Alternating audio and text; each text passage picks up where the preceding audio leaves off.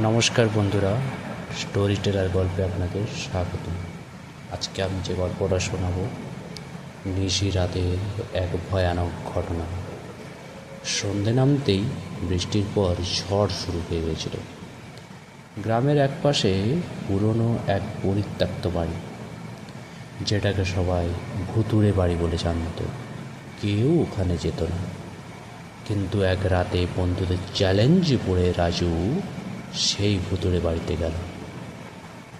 Torch নিয়ে বুক ঢুকে ঢুকলো ভেতরে। সাবধানে জাল আর ধুলোগুলো সরিয়ে নিল সে। হঠাৎ একটা দরজা আপনা থেকে ঘট করে বন্ধ হয়ে গেল। রাজু পিছনে ফিরে দেখল কেউ নেই,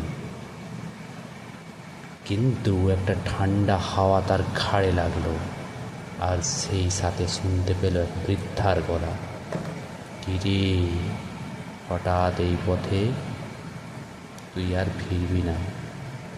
রাজুর বুকটা যেন ধড়ফড়িয়ে উঠল। রাজু দৌড়াতে শুরু করলো, কিন্তু দরজা খোলে না। হঠাৎ এক ছায়ামূর্তির জানালার পাশে এসে দাঁড়িয়ে বলল, আমি এখনও এখানে আছি। রাজুর ভয়ে গলা শুকিয়ে গেল।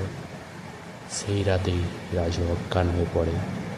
পরের দিন সকালে গ্রামের লোকজন তাকে অচেতন অবস্থায় পায়, কিন্তু কেউ বুঝতে পারে না রাজু ফিরে এলো কীভাবে, আর দরজার ভেতরেই বা কে ছিল।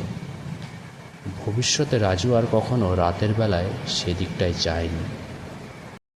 নমস্কার বন্ধুরা, এরকম গল্প আরও পেতে গেলে আপনাদের এই চ্যানেলটা সাবস্ক্রাইব করে রাখতে হবে।